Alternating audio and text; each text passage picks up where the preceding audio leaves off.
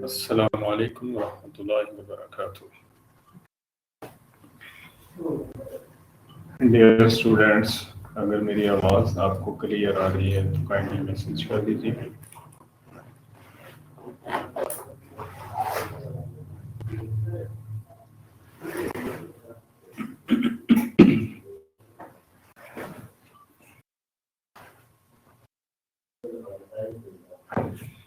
Thank you very much.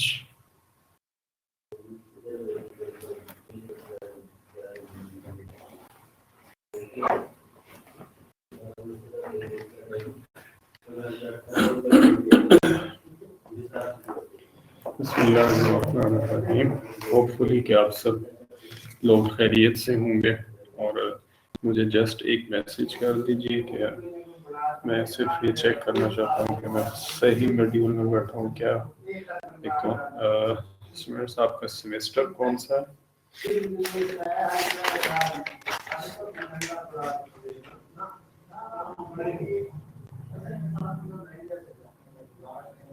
Okay, आप लोगों का फर्स्ट सेमेस्टर है। Very good. ओके, चलें, बहुत शुक्रिया। मज़ीद मैसेजेस की ज़रूरत नहीं है स्टूडेंट्स। अगर हमारा ये अगर फर्स्ट सेमेस्टर है, इसमें कि मैं जो है एक सेकंड होल्ड रखिएगा। मैं एक मैसेज जो है, चूँकि हमने ग्रुप में भेजना होता है, वो ये सक्सेसफुली कनेक्टेड, मैं मैसेज करके वापस आपके पास आता हूँ।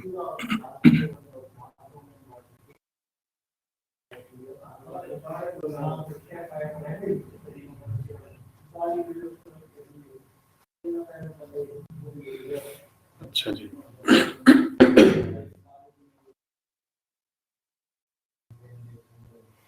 स्टूडेंट्स, मेरी आपके साथ फर्स्ट इंटरेक्शन है। My name is Mohammad Salim और बस फ़िलहाल मेरा सिर्फ यही एक तारुफ है आपके साथ। चूँकि हमारा टाइम बहुत लिमिटेड होता है, हमारे पास कंटेंट्स जो है वो काफ़ी ज़्यादा होते हैं।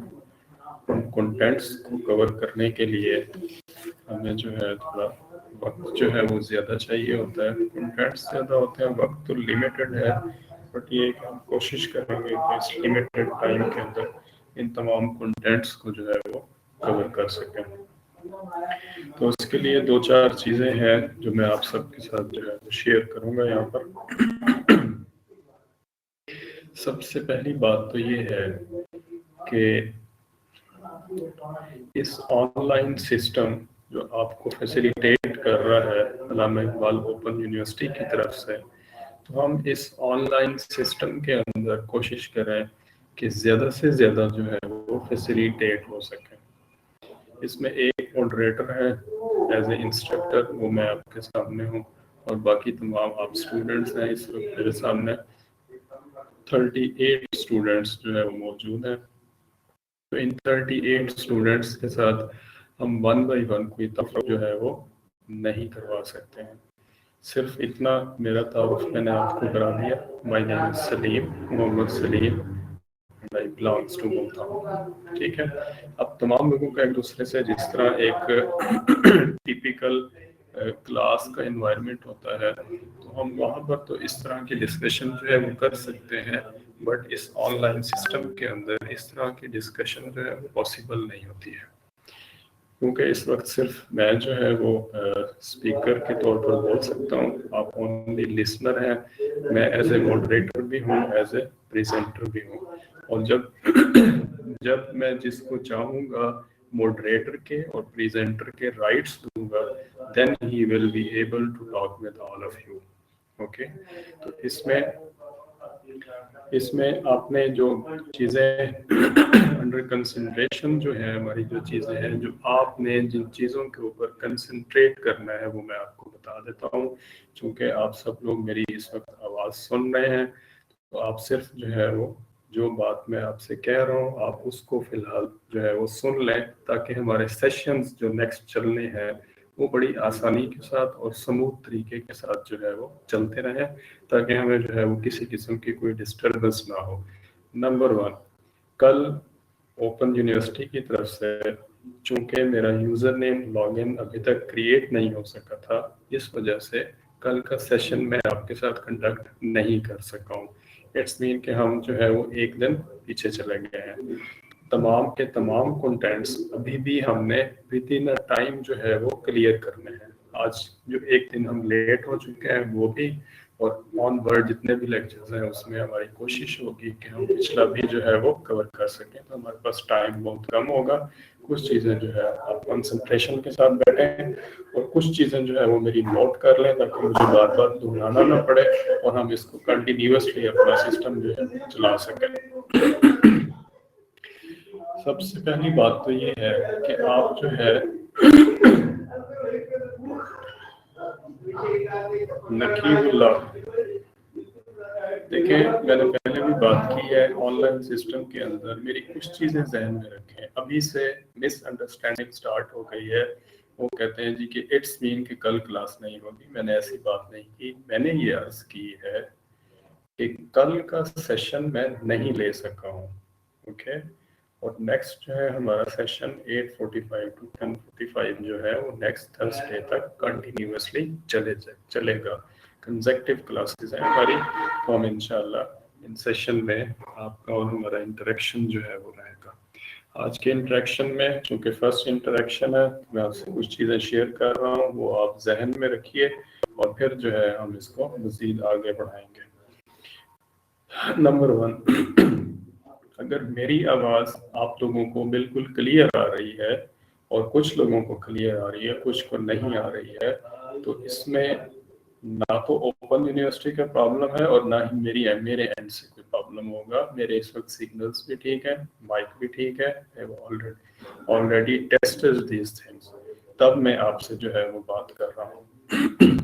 तो इसलिए जिन लोगों को वॉइस का प्रॉब्लम है वो अपना माइक देखें, अपना हेडफोन देखें, अपना इंटरनेट देखें, उसके सिग्नल्स देखें और अपना लैपटॉप या अपना मोबाइल देखें। उनकी अपनी डिवाइसेस में कोई इशू हो सकता है, अदरवाइज ऐसा कोई इशू नहीं है।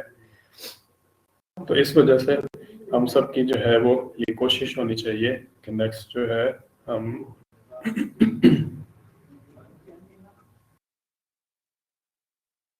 ओके, मैं कोशिश करता हूँ कि जो वॉइस जो है कि मैं इस वक्त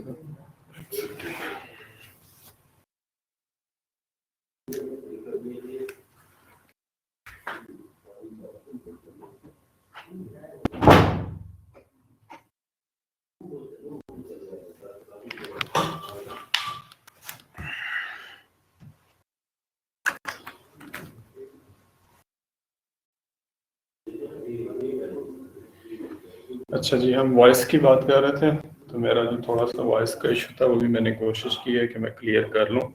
तो इसमें चूंकि हम ऑनलाइन सिस्टम के अंदर बैठे होते हैं तो वॉइस का ही एक इशू होता है, जिसमें वॉइस का आना ज़रूरी होता है। तो बाकी सब लोग अपने डिवाइस अपनी चीज़ें चेक कर लें। और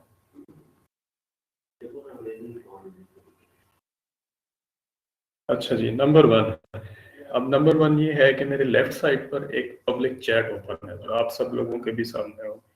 तो ये पब्लिक चैट के ऊपर चूंकि हर वक्त मेरी नज़र होती है, तो इसलिए चूंकि आप सिर्फ यहाँ से मेरे साथ इंटरेक्शन कर सकते हैं, तो लिहाजा आपसे गुजारिश ये है कि जब मैं बोल रहा हूँ तो जब तक जो चीज़ें मेरे एंड से चल रही होंगी तो आप उस वक्त आपस में चैटिंग नहीं करेंगे, ओके।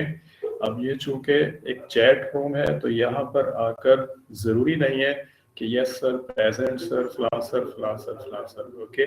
आप जो है किसी किस्म का इररेलेवेंट मैसेज जो है यहाँ पर नहीं करेंगे।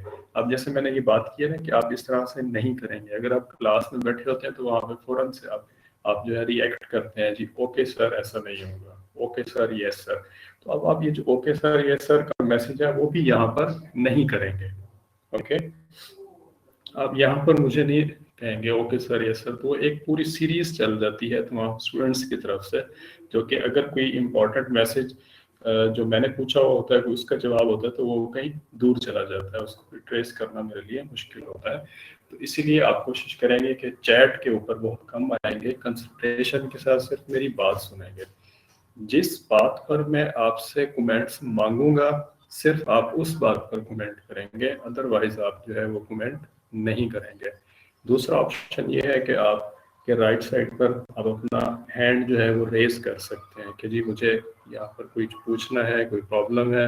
अगर मैं वहाँ पर उसको रिकमेंड कर दूंगा तो फिर आप जो है वहाँ पर वो पूछ सकते हैं। फिलहाल जितने हैंड्स जो है वो रेज हुए हैं उनको मैं लोअर हैंड्स के ऊपर क्लिक करके उनको खत्म कर रहा हूँ। अब अगर मजीद किसी को कोई बिला वजह हैंड रेज नहीं करेगा, क्योंकि जैसे ही हैंड रेज होगा तो मैं सब कुछ छोड़ के फिर आपकी उस हैंड रेज की तरफ चला जाऊंगा कि यहाँ पर कोई क्यूरी है, कोई क्वेश्चन है, someone is want to ask something to me, तो मैं फौरी तौर पर उसकी तरफ चला जाऊंगा। तो ये भी आप जो है वो अपने मोबाइल पे आप हैं तो आप हम स्क्रीन के ऊपर छेड़ा-छाड़ी नहीं करेंगे, आप पे लगाएंगे। आप हैंड रेज करेंगे तो मुझे ये होगा कि आप कोई क्वेश्चन करना चाहते हैं। यहाँ तक बात क्लियर है। और एक दो चीज़ें और हैं जो मैं इस पॉइंट ऑफ व्यू से आपके साथ शेयर करके फिर हम प्रॉपर अपने लेसन की तरफ आ जाते हैं। वो ये है कि क्योंकि यहाँ पर सिर्फ वॉइस जो है वो आपने सुननी है, अब मैं आपको डायरेक्ट जो है वो देख नहीं सकता हूँ। ओके, तो यहाँ पे ये होगा कि आपने अपनी कंसंट्रेशन जो है वो स्ट्रॉन्ग रखनी है। कम से कम कंसंट्रेशन के साथ बैठेंगे, उस बात को सुनेंगे, उसको जज करेंगे, ताकि आप कुछ ना कुछ यहाँ से फैसिलिटेट हो सकें, कुछ ना कुछ लेके जाएं। कहीं ऐसा ना हो कि आप सिर्फ जो है वो 2 घंटे टाइम वेस्ट करके चले जाएं। और जहां आप समझते हैं, आप क्वेश्चन करना चाहते हैं तो हैंड रेज करें और अपना, अदरवाइज ये है कि आप सिर्फ रखें जहां आपका क्वेश्चन सकता है तो वहां पर उसी वक्त अगर टाइप करना या लिखना शुरू कर देंगे तो आगे बात चल चुकी होगी, वो बात कहीं से कहीं चली जाएगी, आप उसमें कंसंट्रेट नहीं कर सकेंगे, आप ना ही उसको कंटिन्यू जो है वो उसको चला सकेंगे। तो इसलिए आपसे गुजारिश ये है कि आप अपना कॉपी पेंसिल साथ रखें और साथ में अपने क्वेश्चन लिखते जाएं, क्योंकि एंड पर मैं जो है वो आपको 20 से 30 मिनट जो है वो दूंगा क्वेश्चन आंसर सेशन के लिए, जहां आप मुख्तलिफ किस्म के क्वेश्चंस जो है वो मुझसे कर सकेंगे। एंड आई होप कि मैं आपको जो है वो आपके क्वेश्चंस को सेटिस्फाई करूंगा, आपको जवाब दूंगा। और दूसरी सबसे इम्पोर्टेंट बात यह है कि जो स्टूडेंट्स ये समझते हैं कि हम सिर्फ अटेंडेंस लगाने के लिए आए हैं और हम अटेंडेंस लगाकर जो है वो चले जाएंगे, या फिर लॉग इन होकर खुद कहीं चले जाएंगे, या बाजार में फिरते रहेंगे, या किसी और जगह पर जो है वो टाइम वेस्ट करेंगे, तो अब जो है वो ऐसा नहीं होगा। Yes Saba Azam, you want to say something, you can type here. तो ऐसे स्टूडेंट्स से मेरी गुजारिश है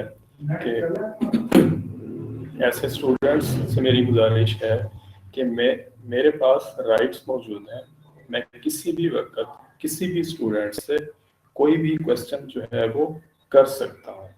तो मैं उसको मॉडरेटर के राइट्स, प्रेजेंटर के राइट्स देकर स्टेज पर बुला सकता हूँ। जिस तरह क्लास के अंदर टीचर जो है किसी को खड़ा करके कुछ सवाल पूछ सकता है, या उसकी कंसंट्रेशन उसको मजीद कंसंट्रेशन डेवलप करने के लिए कोई बात कर सकता है, तो सेम इसी तरह मैं यहाँ पर भी आपको स्टेज पर बुला सकता हूँ। जिस तरह मैं बोल रहा हूँ सेम इसी तरह आप बोल रहे होंगे और पूरी क्लास सुन रही होगी। तो ये ऑप्शन भी मौजूद है, मैं आपके साथ इस तरह से इंटरेक्शन करूंगा दरमियान में। आप सब लोग कंसंट्रेशन के साथ बैठेंगे, मेरे क्वेश्चंस को भी साथ जो है वो समझेंगे भी सही और जवाब भी देंगे। मैं किसी भी स्टूडेंट से कोई भी क्वेश्चन जो है वो किसी भी वक्त जो है वो कर सकता हूँ। तो आप इस चीज़ को भी ध्यान में रखेंगे, इसलिए आप सिर्फ ये नहीं कि लॉग इन होकर और फिर कहीं और चले जाएंगे, ऐसा बिल्कुल भी नहीं होगा। हरगिज़ इस तरह की कोई ऑप्शन आपके पास नहीं होगी। तो ये कुछ कॉमन इंस्ट्रक्शंस थी आपके लिए जो मैंने आपसे जो है वो अर्ज कर दी है, एंड होपफुली कि आप हमारा साथ देंगे और नेक्स्ट हमारे सेशन भी जो है वो इस तरह से चलते रहेंगे। अब दूसरी चीज़ ये है कि मैं इस वक्त जो है वो स्क्रीन जो है वो शेयर करने लगा हूँ, तो आप सिर्फ 2 से 3 लोग मुझे मैसेज कर देंगे कि यस कि ये स्क्रीन जो मैंने शेयर की है वो आप देख सकते हैं। I have shared a PPT presentation regarding information sources and services, general reference sources.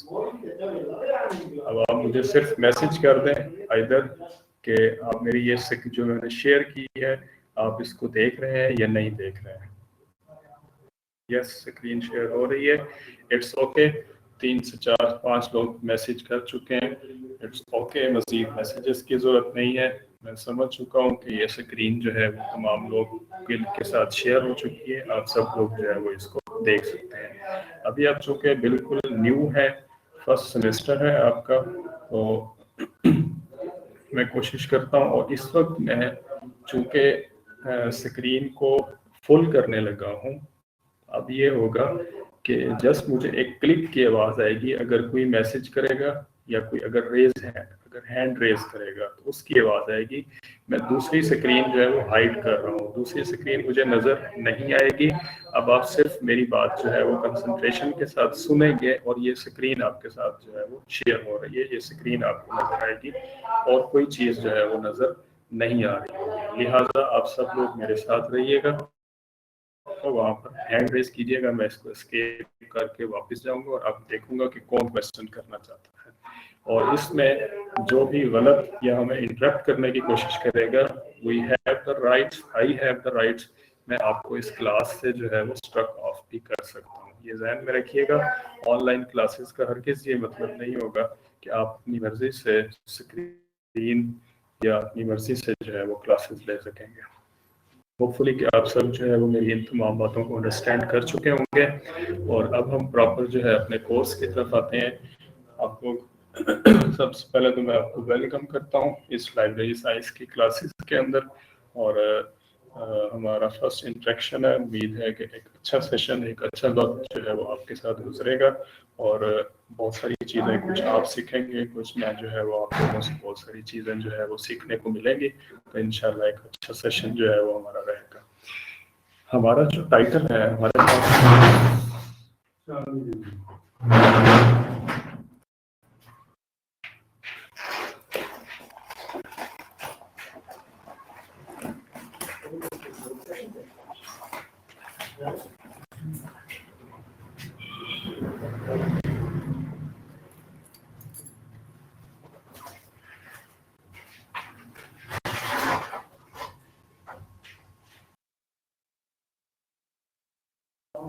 Sorry for interruption. हमारा जो टाइटल है आज का जो हमारा कोर्स है वो है information sources and services. Information sources and services 5502। अच्छा, मैं स्टार्ट करने से पहले मजीद भी कंफर्म करना चाहूँगा, आप मुझे एक मैसेज कर दें आइदर कि हमारा ये कोर्स कोड ठीक है 5502। अगर ये ठीक है तो जस्ट लिख कर जो है वो एक मैसेज कर दें 5502 के नाम से।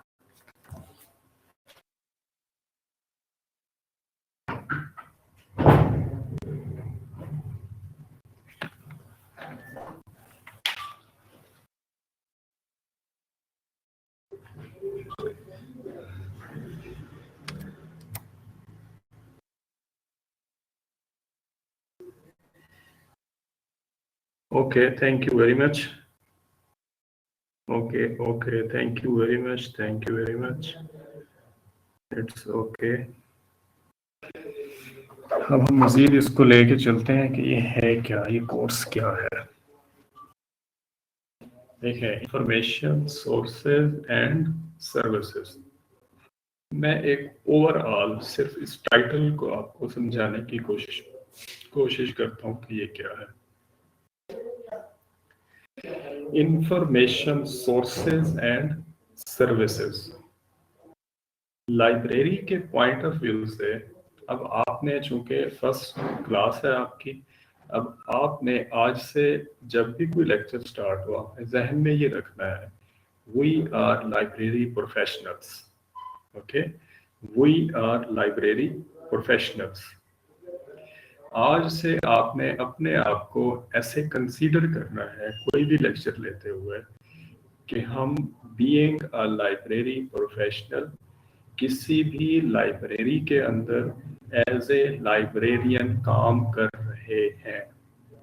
आपने अपने आप अपना माइंड जो है वो चेंज करना है, आपने अपने जहन को चेंज करना है, अपने माइंड को इस पॉइंट ऑफ व्यू से लेके बैठना है।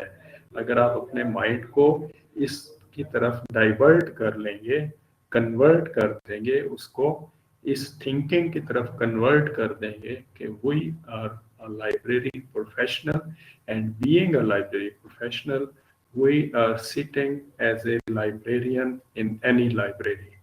Okay.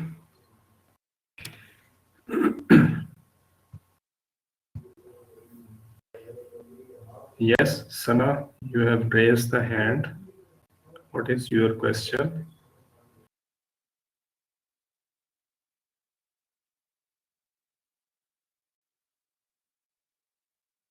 Miss Sana, you have raised the hand. What is your question? Please type. Hurry up.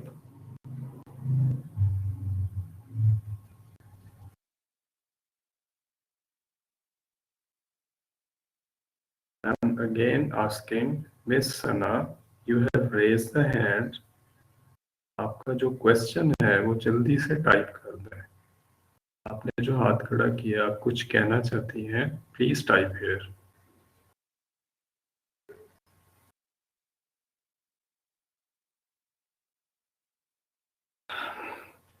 मेरी आपसे दोबारा एक गुजारिश है, ठीक है, मैंने पहले भी बात की है कि मैं फुल स्क्रीन पर जब मौजूद होता हूँ तो मुझे एक क्लिक की सिर्फ आवाज़ आएगी, मुझे सिर्फ एक क्लिक की आवाज़ आएगी जिससे मुझे ये होगा कि किसी ने हाथ खड़ा किया है। देन क्या होगा कि मैं फुल स्क्रीन से कन्वर्ट होता हूँ दूसरी तरफ, मुझे एस्केप करके स्क्रीन डाउन करके दूसरी तरफ देखना पड़ता है कि किसने हाथ खड़ा किया, और फिर अब किसी का क्वेश्चन होने वाला है। या तो ये मैं ये रूटीन बना लूँ कि किसी का क्वेश्चन जब तक मैं बोल रहा हूँ वो ना लूँ, अदरवाइज अगर किसी ने क्वेश्चन हाथ खड़ा किया है तो काइंडली क्वेश्चन करे अगर वो करना चाहता है, अदरवाइज डिस्टर्ब ना करें, नहीं तो मेरे पास सिर्फ एक ही ऑप्शन होगी और मैं आप उसको स्टूडेंट्स को क्लास से निकाल दूंगा। तो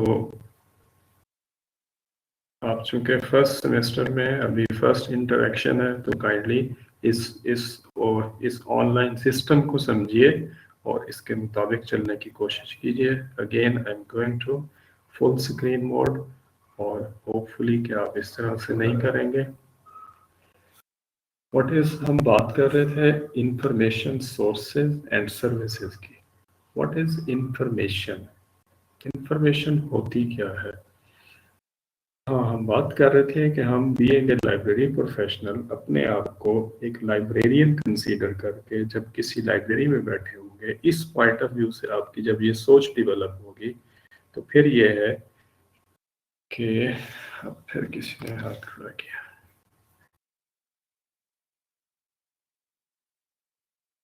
Mohammad Ijaz.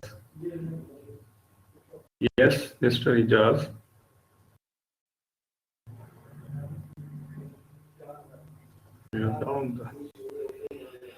And you have down your hand. मेरे ख्याल में आप लोगों को थोड़ा सा प्रॉब्लम होगा इसके अंदर। बहरहाल मैं इग्नोर कर रहा हूँ इस बात को, और मैं आपके क्वेश्चंस जो है वो बिल्कुल एंड पर लूँगा। I will be ignored everyone. जो आप हाथ रेस करेंगे, I will be ignored this, and in the end I will take your question. Okay. Information हम बात कर रहे हैं इंफॉर्मेशन सोर्सेज एंड सर्विसेज की, ठीक है। What is information? अब डेफिनेटली हम बीए बीएससी करके आए हुए हैं, हमने एफएफएससी में मैट्रिक में या इस तरह की किसी उसमें जो है वो पढ़ा होगा कि इंफॉर्मेशन होती क्या है, ठीक है। क्या होता है इसलिए हमने किसी न किसी स्टेज पर पढ़ा होगा। डाटा हमारा रॉ फैक्ट्स एंड फिगर्स होते हैं, ठीक है। जब इस रॉ फैक्ट्स एंड फिगर्स को किसी अरेंज फॉर्म में मीनिंगफुल सेंटेंस में कन्वर्ट करते हैं तो हमारी इंफॉर्मेशन बन जाती है। ओके। अब देखें लाइब्रेरी जो है बेसिकली अब यही इंफॉर्मेशन जो है वो मुख्तलिफ पैटर्न्स के ऊपर पब्लिश होती है। ठीक है, किताब जो है वो इंफॉर्मेशन का सेंटर कहलाती है, इसलिए अक्सर लाइब्रेरीज को भी इंफॉर्मेशन सेंटर कहते हैं। ठीक है, तो ये तो थोड़ी सी बात होगी इंफॉर्मेशन की।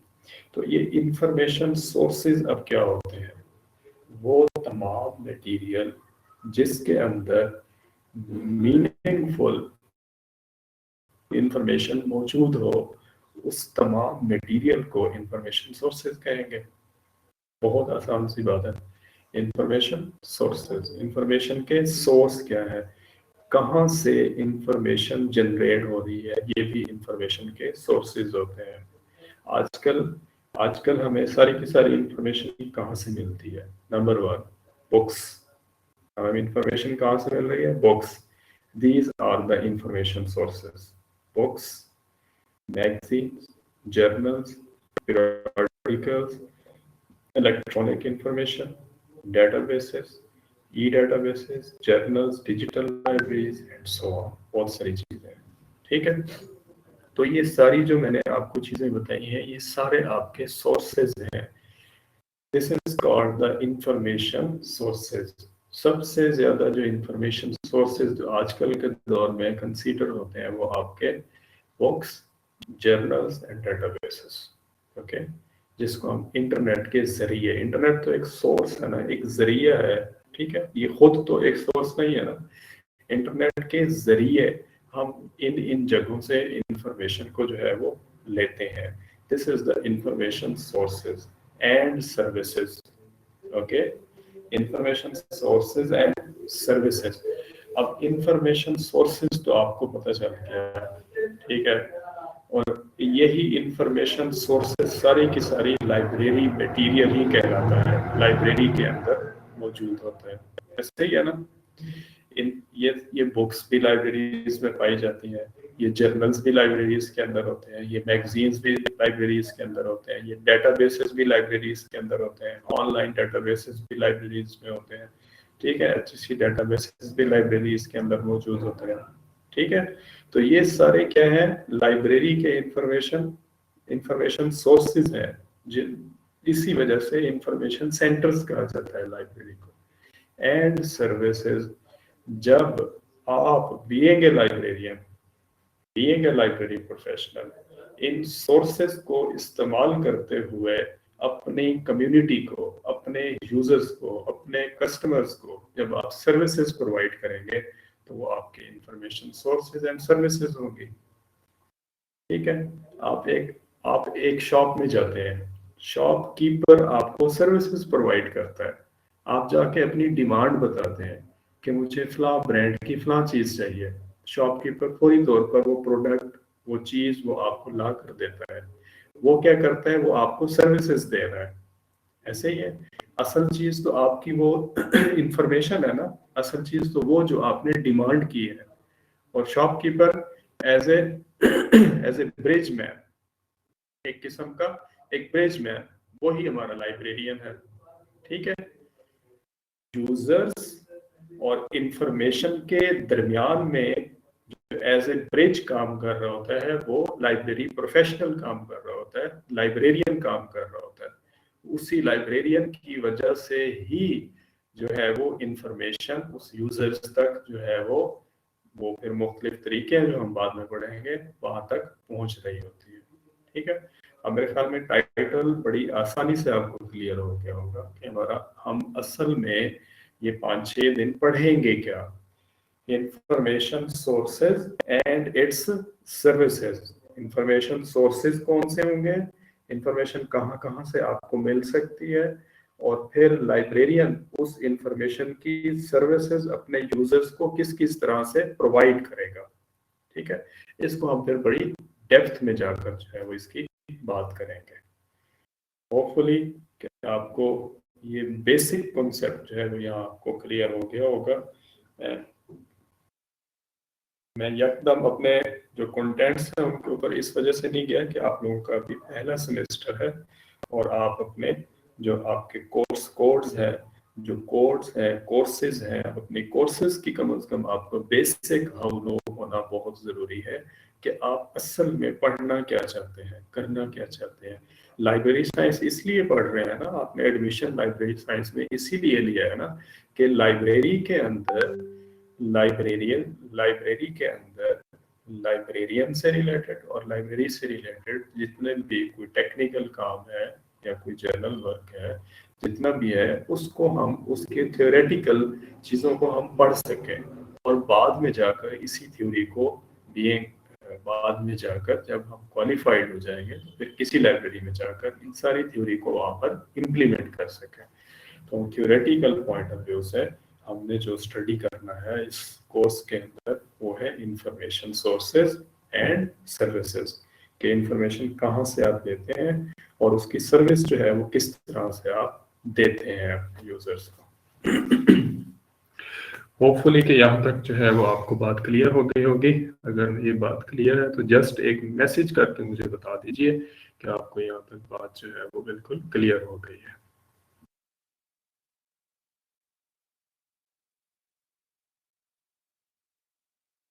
Thank you very much. यहाँ तक अगर किसी का कोई क्वेश्चन है तो वो कर सकता है। सबा आजम जो है रेज द हैंड, अगर आपको भी कोई क्वेश्चन है तो आप कर सकते हैं। क्लियर है। चलो जी ठीक है, थैंक यू वेरी मच। हम इसको मजीद जो है वो आगे लेके चलते हैं। यहाँ तक सबको जो है वो क्लियर है।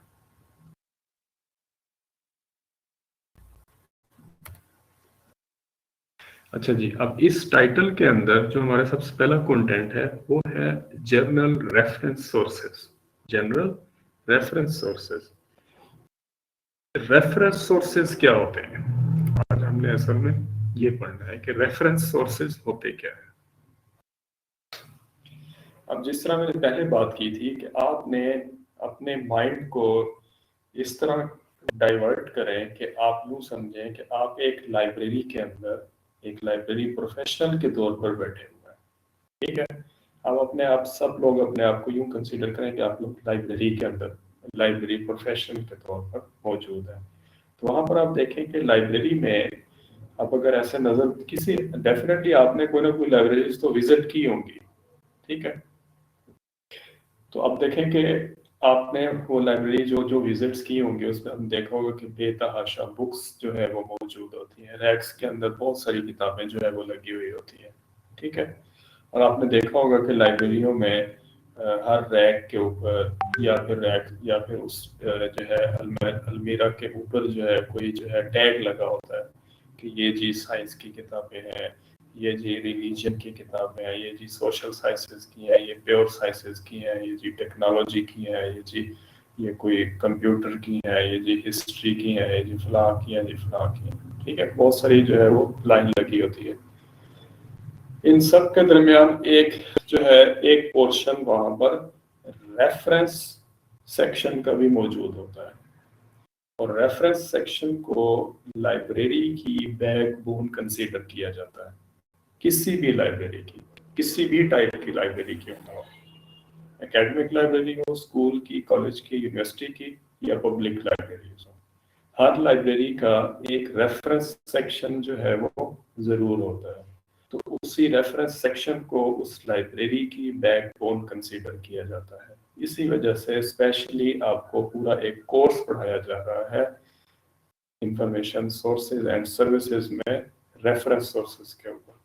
ठीक है, अब ये रेफरेंस सेक्शन होता क्या है।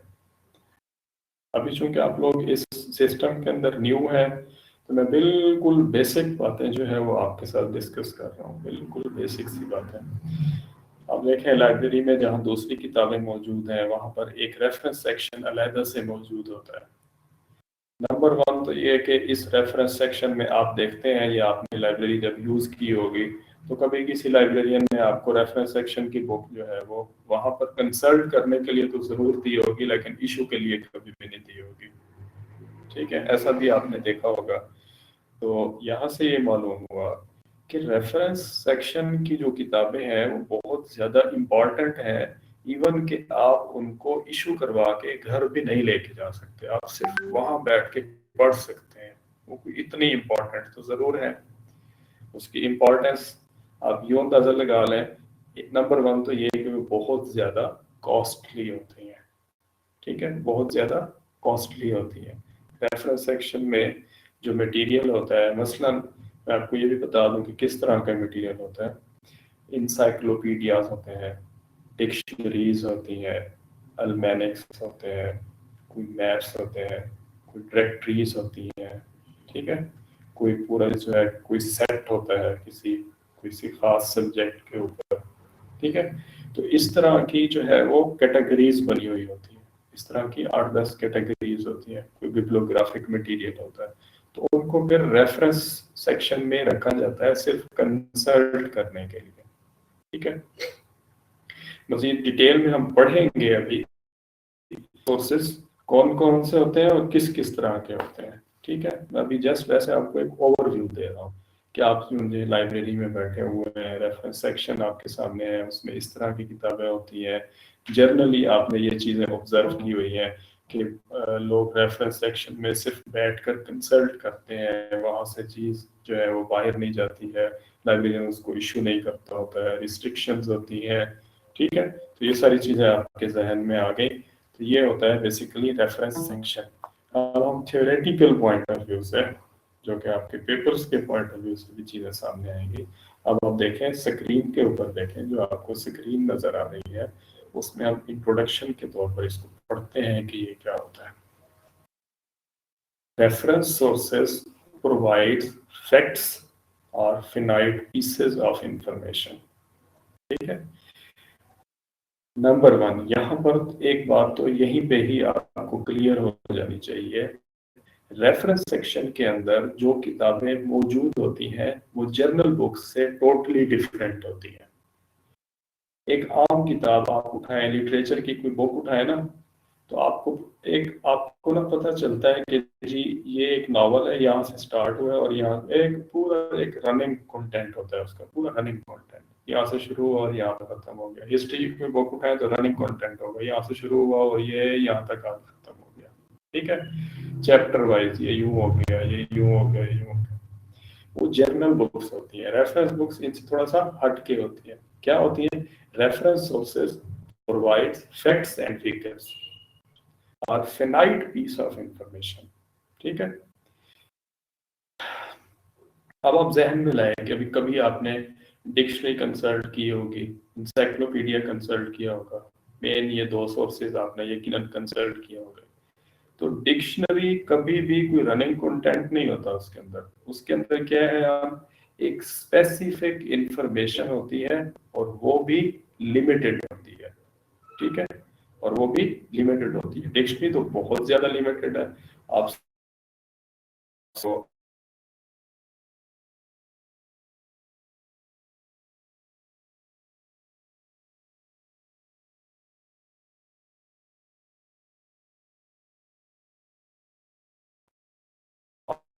आपने कंसल्ट करना है, किसी का मीनिंग देखना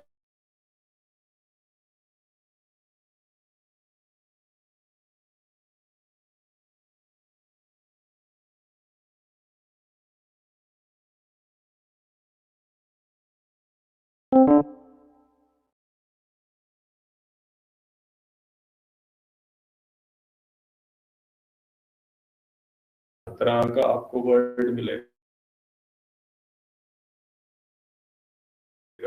ये इंग्लिश लिटरेचर की dictionary dictionary of physics, dictionary of bio अलहदा होगी, डिक्शनरी ऑफ कंप्यूटर साइंस अलहदा होगी, बच्चों के लिए अलहदा होगी, बड़ों के लिए अलहदा होगी।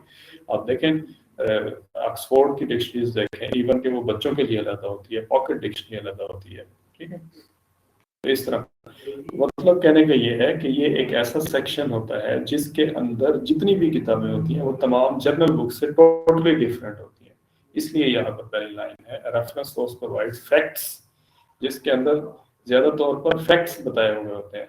इंसाइक्लोपीडिया उठाएंगे ना तो लिमिटेड इंफॉर्मेशन, एक दो पैराग्राफ के अंदर और सिर्फ फैक्ट्स एंड फिगर्स के ऊपर बात खत्म हो जाएगी। उससे ज़्यादा वो डिटेल में नहीं जाएगा, और वो भी फैक्ट्स और फिगर्स ऐसे होंगे जो 100% बेस्ड जनरेटेड होते हैं, ठीक है। और finite piece of information, these can be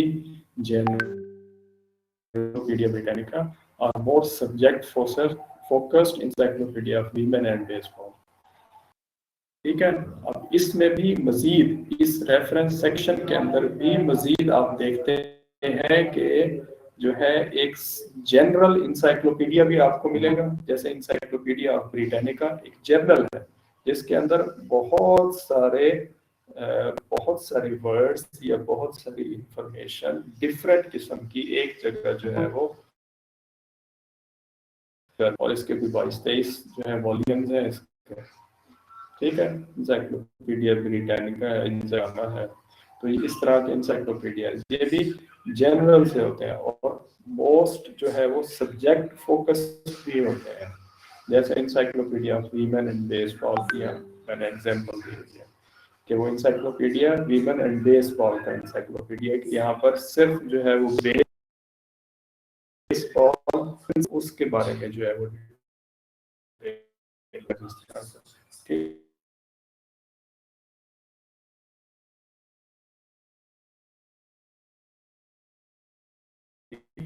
है भी है, फिर भी उनसे but to be used to get key facts about a topic, जैसा कि डिक्शनरी और मैंने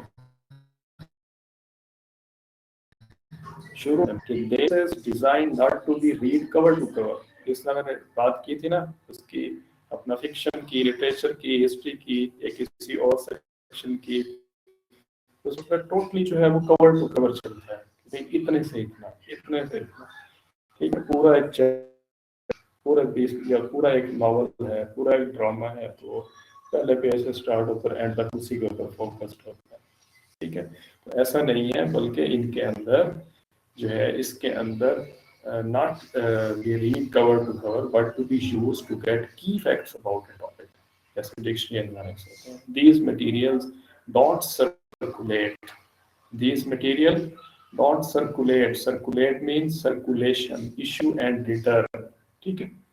लाइब्रेरी के अंदर इस मटेरियल की इशू एंड रिटर्न भी नहीं होती, these material don't circulate, they have to be used in the library, ये सिर्फ लाइब्रेरी के अंदर ही यूज हो सकता है, लाइब्रेरी की प्रीमिसेस से बाहर जो है लोग इसको नहीं लेकर जा सकते। स्पेशल केसेस में जाता है, हम उसकी फोटोकॉपी के लिए अलाउ कर देते हैं कुछ देर के लिए, या कोई स्पेशल केस हो तो उसको हम अलाउ भी कर देते हैं। इट्स नॉट कोई हार्ड एंड फास्ट रूल नहीं है, बल्कि लाइब्रेरियंस के ऊपर डिपेंड करता है कि वो किस तरह से इन मटेरियल्स को जो है वो यूज करवा सकते हैं, so that everyone can use the material. इसकी एक और वजह भी ये होती है, ये एक ऐसा मटेरियल होता है जो किसी खास एक बंदे की जरूरत नहीं होती, एक ऐसा मटेरियल होता है जो उस कम्युनिटी के हर बंदे की जरूरत होती है और वो किसी भी वक्त उसको कंसल्ट कर सकता है। ये इसकी एक बहुत बड़ी रीजन है जिसकी वजह से हम इसको सर्कुलेट नहीं करते हैं, हम इसको सर्कुलेशन रिटर्न नहीं करते हैं, ये इसकी सबसे बड़ी वजह है। फाइनेंशियल अपनी जगह पर, कॉस्ट की भी मैंने बात की थी, कॉस्ट डेफिनेटली मैटर, लेकिन इसकी जो सबसे बड़ी वजह है वो सिर्फ यही है कि इसके अंदर जो चीजें इसके अंदर होती हैं उसको, उसकी डिमांड बहुत सारे लोग कर सकते हैं, किसी एक की डिमांड नहीं हो सकती। इस वजह से बहुत सारे लोगों के लिए, चूंकि बुक ही सिर्फ एक होती है या दो होती है ज्यादा से ज्यादा कॉपियां, तो वो वहीं पर ही रखी जाती है ताकि हर बंदा आए, और इसके अंदर ज्यादा से ज्यादा इंफॉर्मेशन क्या है जो आपने कंसल्ट करनी है, 5 मिनट 10 मिनट 15 मिनट कुछ चीजें कंसल्ट करनी होती है, उसके बाद फ्री होती है वो बुक, तो इसलिए इशू की जरूरत भी नहीं पड़ती है। That's why they have to be used in the library so that everyone can use the material. Reference books are a great place to start your research, सबसे इम्पोर्टेंट बात है। जो फिलोसफर, रिसर्चर, स्कॉलर, कोई भी ऐसा आदमी जो अपनी रिसर्च करना चाहता है, तो उसका जो बेसिक सोर्स सेक्शन होता है वो ये रेफरेंस मटेरियल ही होता है, क्योंकि इसी के अंदर ही वो ऑथेंटिक इंफॉर्मेशन मौजूद होती है जिससे रिसर्चर्स जो है वो फायदा उठाते हैं, ठीक है। रेफरेंस बुक्स को इसलिए जो है वो ज्यादा इंपॉर्टेंस जो है वो दी जाती है। The background information as well as important paper, dates, terms related to your topics। Researcher को जो है इन सारी चीज़ों की ज़रूरत होती है। रिसर्चर को हमेशा कोई भी टॉपिक होता है तो उसको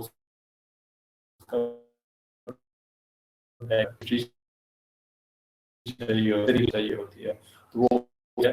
तो पैक्ट इंफॉर्मेशन जो आपको मिलती है वो हमेशा आपको रेफरेंस सोर्सेज से मिलती है। कोई इंसाइक्लोपीडिया है, कोई डिक्शनरी है, कोई अल्मैनिक है, वहाँ से आपको पैक्ट इंफॉर्मेशन जो है वो मिलती है।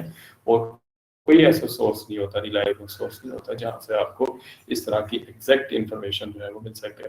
तो किसी भी टॉपिक के ऊपर, किसी भी टॉपिक के ऊपर जो आपको information, basic information, authentic information जो आपको मिलती है वो आपका इंसाइक्लोपीडिया या डिक्शनरीज होती हैं जहाँ से आपको ये जो है इंफॉर्मेशन मिलती है। इसके अलावा कोई ऐसा सोर्स नहीं होता।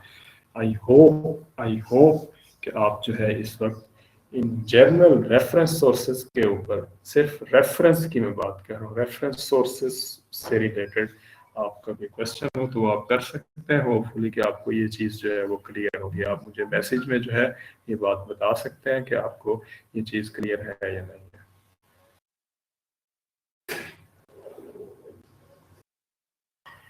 फर्स्ट स्लाइड ही शो हो रही है तो भाई मेरे Mohammad Irfan, mister Mohammad Irfan Asghar, I am on first slide.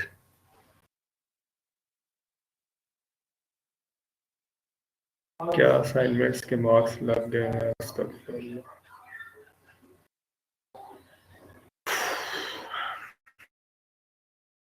गुजारिश कर चुका हूँ, प्लीज आप कोशिश करें इररेलेवेंट क्वेश्चन मत कीजिएगा मेरे से। सर आप प्लीज अपने लैपटॉप देख कर पढ़ें। आप जब अपने नोट्स से देख कर पढ़ते हैं तो स्लाइड को नेक्स्ट करना भूल जाते हैं। मोहम्मद तैमूर तारिक, मैंने आपसे बात की थी कि आपने कंसंट्रेशन के साथ बैठना है। आपने मुझे इंस्ट्रक्शंस नहीं देनी मेरे भाई, मेरे बेटे। आप देखें कि मैं अभी फर्स्ट स्लाइड पर हूँ, जब तक मैं उससे नहीं निकलूंगा मैं आपको basic information, basic concept clear नहीं करूंगा। I am not only reading, please, I am not only reading, मैं आपको समझा रहा हूँ।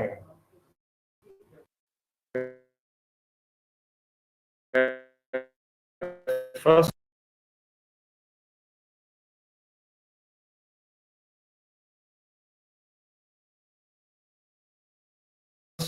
स्लाइड पर ही मौजूद हूँ, मैं वहां से आगे नहीं गया हूँ। के साथ बैठे अपना टाइम यूज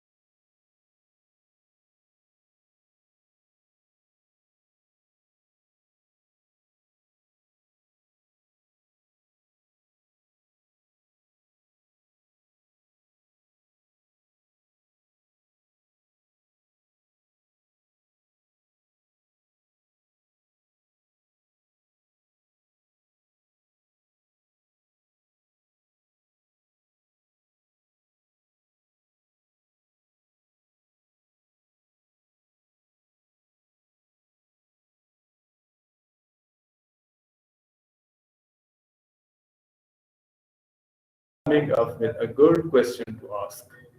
ओके, सबसे इम्पोर्टेंट चीज मैंने पहले बात की है, रिसर्चर और स्कॉलर्स के साथ काम करना थोड़ा मुश्किल होता है आम पब्लिक के अलावा। रिसर्चर स्कॉलर्स के साथ काम करना थोड़ा मुश्किल होता है, तो इसमें आपको स्पेशल किस्म की स्किल्स आपके पास होनी चाहिए। मसलन रिसर्चर्स को जरूरत पड़ती है डाटा एनालिसिस के लिए, तो यहाँ हमें SPSS की स्किल्स हमारे पास होनी चाहिए। रिसर्चर स्कॉलर्स को जरूरत पड़ती है रेफरेंस एंड पर, जो रिसर्च के एंड में जो रेफरेंस कोड किए जाते हैं उनके लिए, तो उसके लिए हमें मेंडले, जुटेरो, एंड नोट, इस तरह के सॉफ्टवेयर्स के ऊपर हमें काम करना आना चाहिए।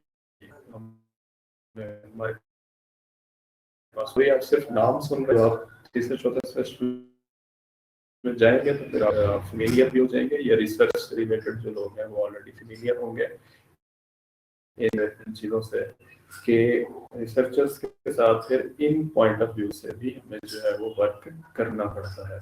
उनके रेफरेंस बनाने में हेल्प आउट करना होता है, उनके डाटा एनालिसिस में हेल्प आउट करना होता है, उनको डाटा कलेक्ट करने में हेल्प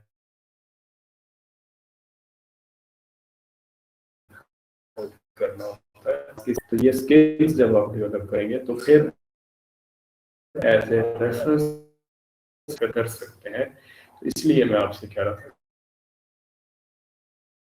ये कोई reference librarians can help you with the process from coming up with a good question to ask, to finding useful sources, to evaluating websites। अब देखें रिसर्चर्स कभी भी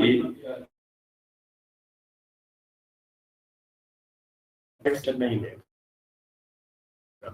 हमेशा अथेंटिक, तो इसीलिए उन वेबसाइट्स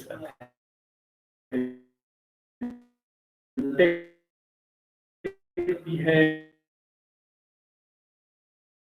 या नहीं है।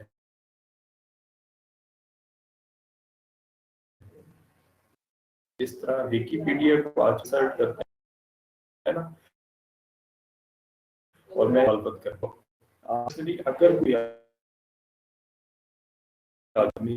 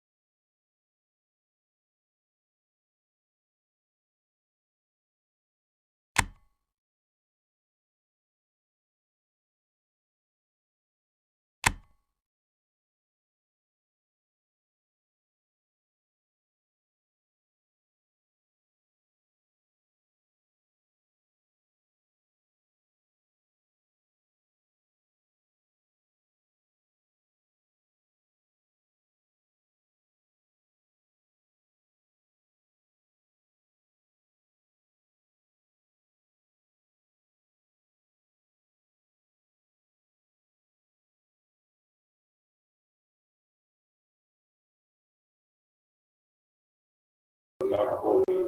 तो इसीलिए मेरी ये कोशिश होती है, आप सबकी भी ये कोशिश होनी चाहिए कि इंफॉर्मेशन, तालीम, इल्म जहाँ से मिलता है वहाँ से ले लें।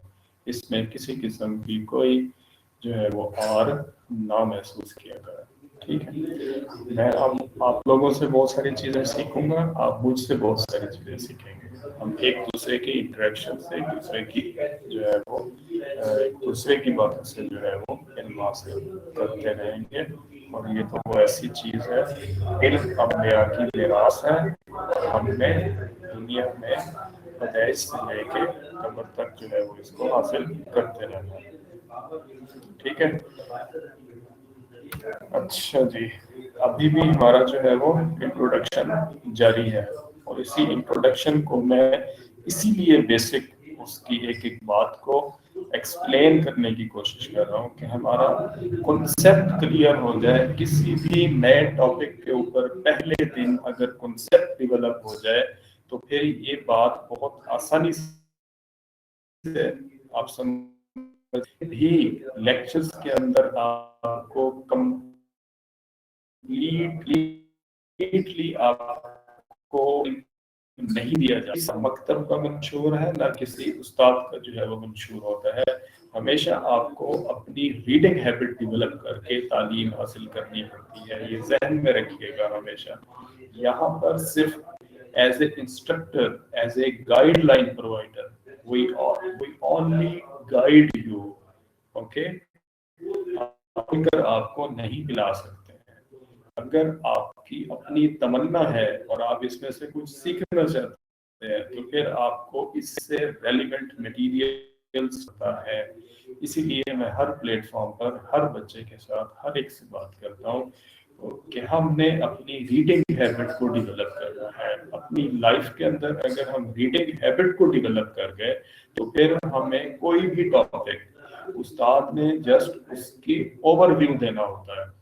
अब अगर आप जैसे ये हम टॉपिक पढ़ रहे हैं, इसका ओवरव्यू आपके जहन में आ गया कि रेफरेंस सोर्सेज ये होते हैं और इसकी सर्विसेज ऐसे दी जाती हैं, इंफॉर्मेशन सोर्सेज ये होते हैं और उसकी सर्विसेज ऐसे होती है कि इस तरह से कोई थोड़ा सा माइंड में है, तो फिर इंफॉर्मेशन सोर्सेज एंड सर्विसेज के ऊपर बेतहाशा आर्टिकल्स मौजूद हैं, जर्नल्स मौजूद हैं, डेटाबेसेस हैं, ऑनलाइन चीजें हैं, बुक्स हैं।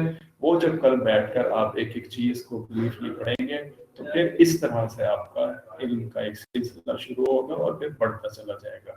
कभी भी ऐसा नहीं होता कि इन 2 घंटों के अंदर मैं आपको कोई चीज खोल कर बता दूं और हमेशा के लिए आपके जहन में रह जाए, या आप हमेशा के लिए इसमें जो है वो कुल जिसको कहते हैं वो बन जाए। ऐसा हरगिज भी नहीं हो सकता। तो इसीलिए मेरी रिक्वेस्ट ये होती है कि आपको एक गाइडलाइन प्रोवाइड कर दी जाती है, only guideline. This is a guideline जो मैं आपको दे रहा हूँ कि भाई इसका कॉन्सेप्ट ये है, भाई इसका कॉन्सेप्ट ये है, बट डेप्थ, अगर डेप्थ में जाना चाहते हैं देन आपको खुद को स्ट्रगल करनी है, आपको खुद को स्ट्रगल करनी है, पढ़ना है। ओके, और यही फार्मूला आप अपनी जनरल नॉलेज भी के लिए भी इस्तेमाल करते हैं या अपनी जनरल रीडिंग के लिए भी इस्तेमाल करते हैं। आपको पढ़ाई का ये नहीं कि सिलेबस की बुक्स की पढ़ाई का शौक हो, आपको कोई भी रीडिंग हैबिट जो है डेवलप करें। बहुत दुनिया के अंदर नॉलेज बुक्स मौजूद है, आप बुक्स को जो है वो पढ़ना शुरू करें।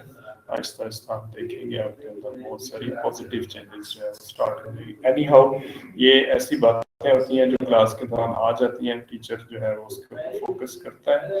तो ये ऐसा नहीं होता कि हम अपने टॉपिक से हट जाते हैं, बल्कि ये वो मोटिवेशनल बातें होती हैं जो हर टीचर करता रहता है ताकि स्टूडेंट्स जो है वो साथ साथ उस्ताद का काम होता है के साथ ना सिर्फ तालीम जो क्रिटिकल सिलेबस दिया जाता है ना सिर्फ उसको कवर करें, बल्कि कोशिश करें कि उसके डेली लाइफ में भी जो चीज़ें उसके लिए बेनिफिशियल है वो उसको जरूर बताएं। Character building. बहरहाल अब हम वापस आते हैं अपने जनरल रेफरेंस सोर्सेज की तरफ, जिसको हम जो है वो पिछले 3 पैराग्राफ में पढ़ चुके हैं। ये उसका चौथा पैराग्राफ है और हर पैराग्राफ के अंदर एक मुख्तलिफ उसकी साइड जो है वो आपके साथ शेयर की जाती है, आपको बताई जाती है। इसमें देखते हैं कि ये क्या है, reference sources. Reference sources are typically used in two different ways.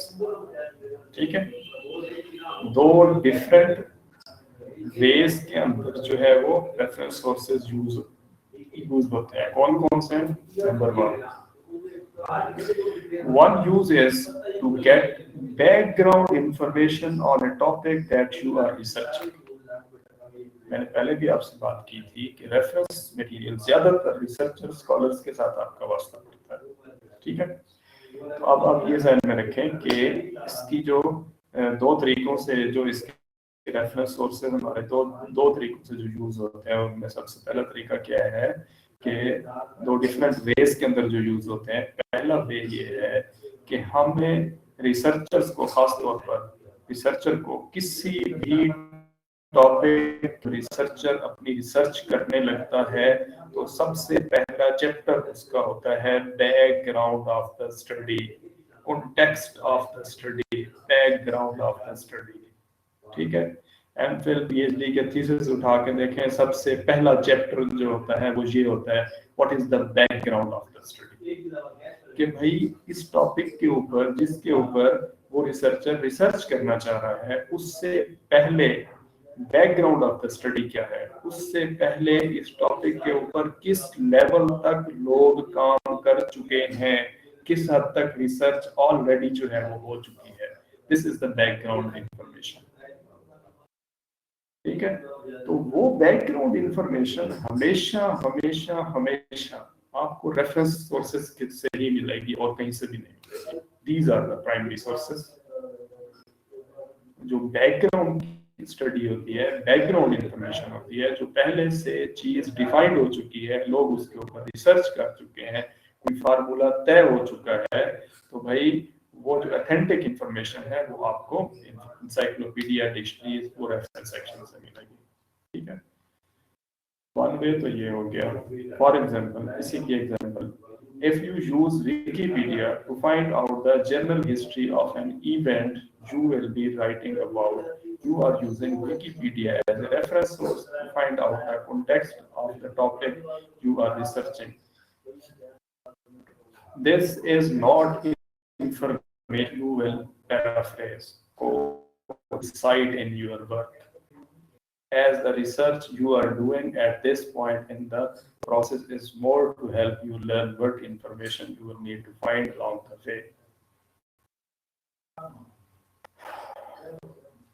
बात वही है जो मैंने पहले भी आपसे की थी कि कभी भी विकिपीडिया को एक ऑथेंटिक इंफॉर्मेशन सोर्स कंसीडर नहीं किया जाता.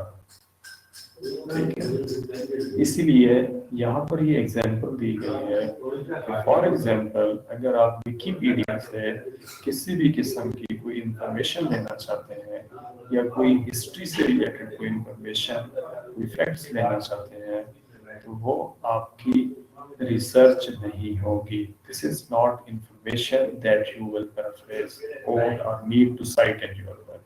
इस इंफॉर्मेशन को अपने वर्क में आप साइट नहीं कर सकते, मतलब इसका रेफरेंस नहीं दे सकते क्योंकि ये ऑथेंटिक सोर्स नहीं है.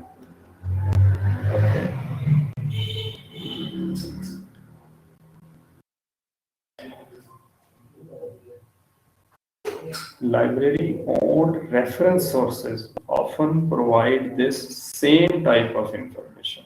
Library owned reference sources, जबकि लाइब्रेरी में सेम इसी टाइप की इंफॉर्मेशन जो है रेफरेंस सोर्सेज के अंदर मौजूद है, but often in academic sources and with a higher level of reliability. यहाँ जो एकेडमिक सोर्सेज के अंदर जो इंफॉर्मेशन है उसकी रिलायबिलिटी बहुत हायर लेवल पर है.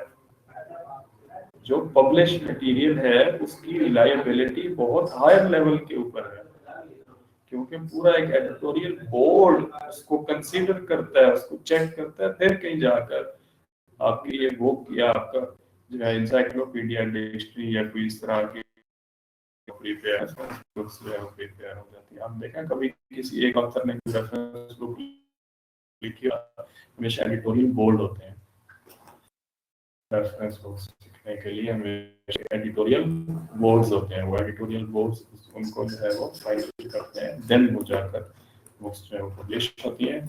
इसीलिए वो हायर लेवल ऑफ रिलायबिलिटी को कहा जाता है कि उनके ऊपर आप हाई हो सकते हैं, जो वहां से आप इंफॉर्मेशन लेते हैं। और जो विकिपीडिया जैसे डेटाबेस से जाके जो इंफॉर्मेशन लेते हैं, उसको कौन कंसीडर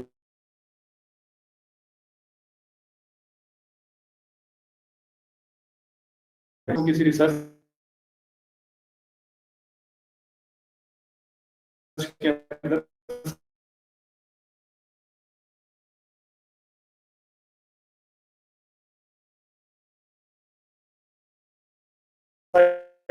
नहीं कर सकते।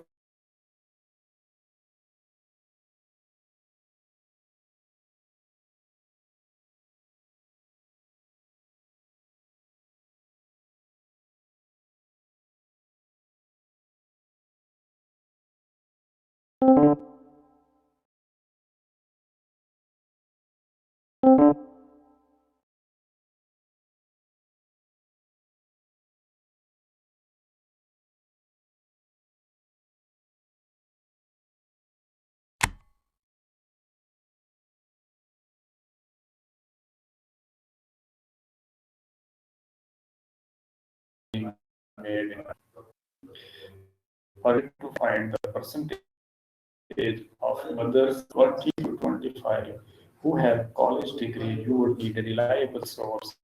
Librarian could help you locate it and cite it. If you were to look on the open web, you might find it, but you would probably still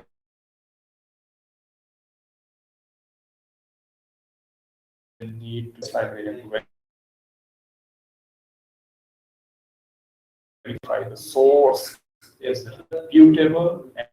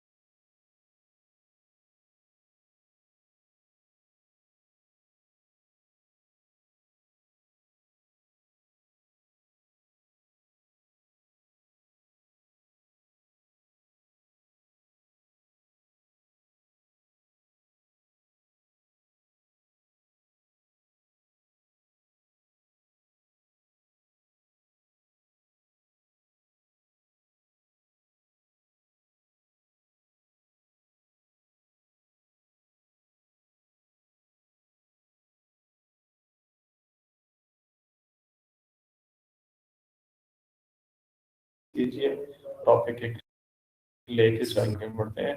पहले हमने बात की, जस्ट एक हो दिया, आपको इंट्रोड्यूस करवाया, आपके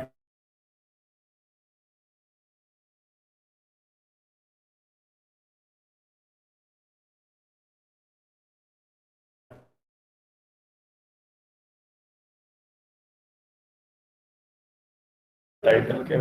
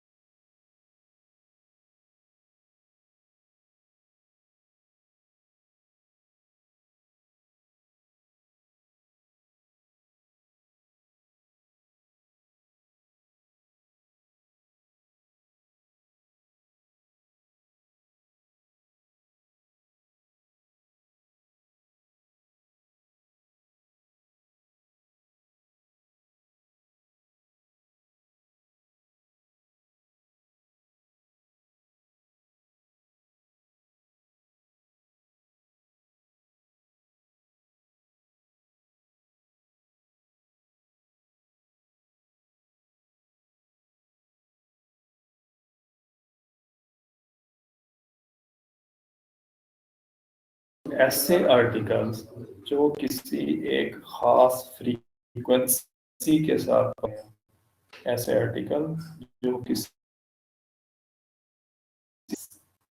किसी खास फ्रीक्वेंसी में किसी खास पीरियड के बाद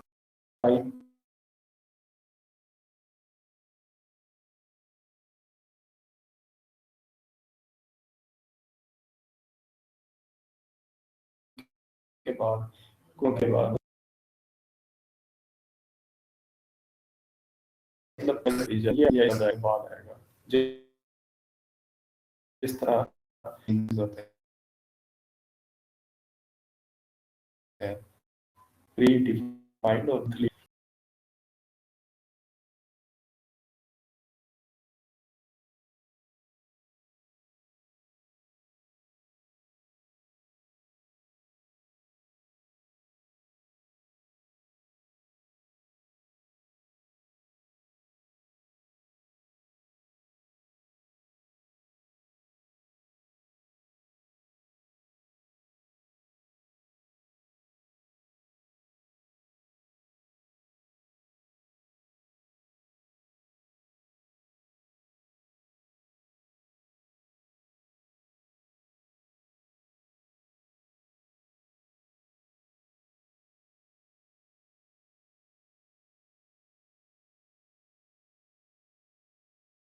के साथ डिफरेंट कैसे होते हैं, व्हाट में कौन सी ऐसी चीज है जो इन्फ्लुएंस क्रिएट करती है।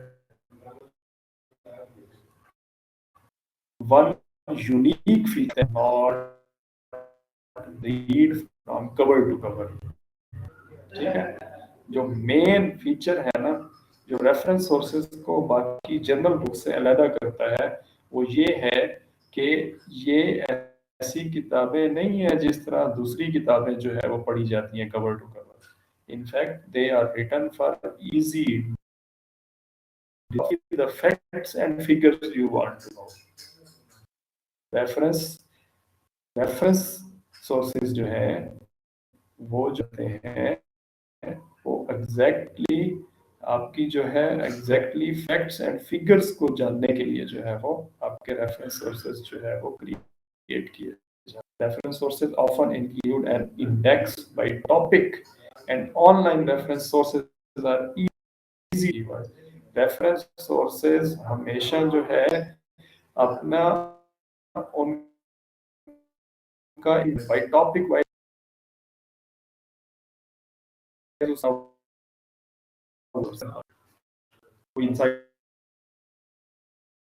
encyclopedia आप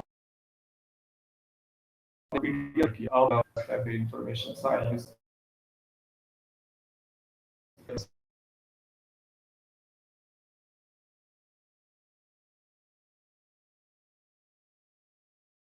सर्च किया होगा जिसके से कहा है अपना ऐसे आप उन 32 के 32 वॉल्यूम्स को पता नहीं है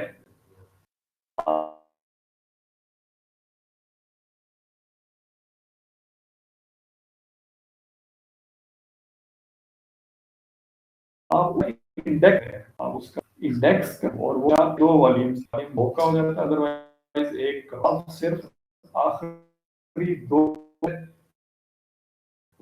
ए से लेके जी एच से आगे फिर जी तक ठीक है आता है तो आप उसमें देखते हैं कि हमारा टॉपिक किस उस कैटेगरी में आता है आप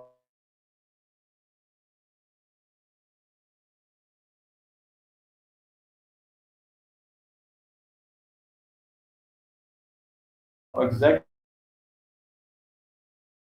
या आखिरी जो इंडेक्स और इंडेक्स टू उनमें से जाके जिस तरह डिक्शनरी कंसेंट से आप उसकी लिया करते हैं जुदा जो टर्म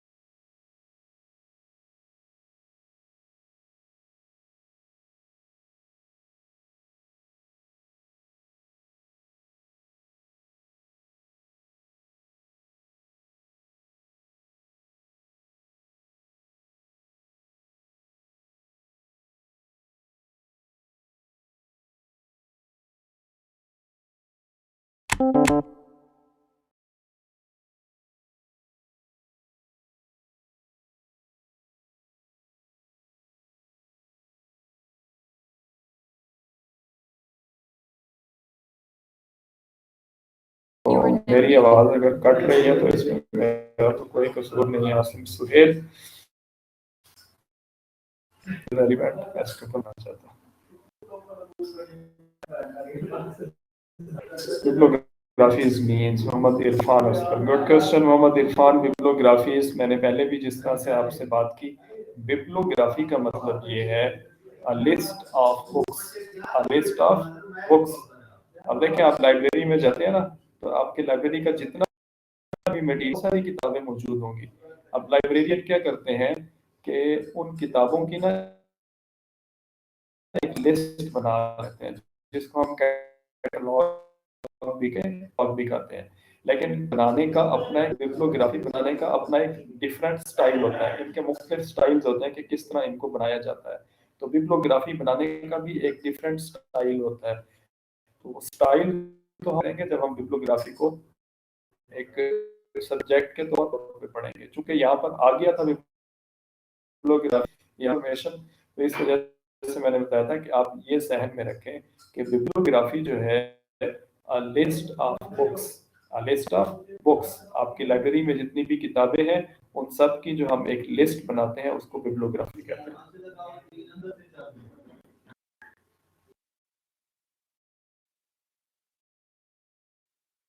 अच्छा, रुबिया शाहीन, जर्नल सोर्स की टाइप्स भी शेयर कर दें। ये journal sources, journal reference, journal sources की जो टाइप्स हैं वो मुख्तलिफ होती हैं। जिस तरह आप पढ़ेंगे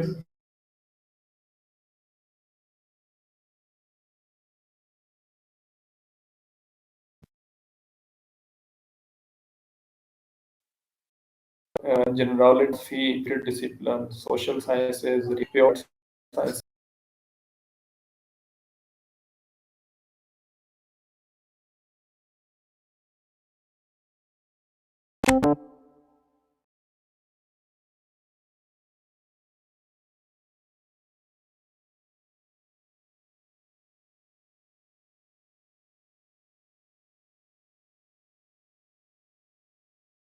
उसको रिलीजियन कहते हैं। 300 is a social sciences, okay. 400 is a social sciences के बाद 400 is a languages, 500 is a pure science, 600 applied sciences and technologies, 700 is a literature, 800 is a history, and 900 is also I think it's a literature and other things. तो ये जो है उसकी उसकी अच्छा जी, Alvina Slim, a list of books is called bibliography. Exactly bibliography. Mohammed Ahmed, sir, what is indexing? Ahmad, indexing is very simple. आपने देखा होगा कि हर किताब के एंड पर एक इंडेक्स बनाया जाता है। वो इंडेक्स बनाया कैसे जाता है?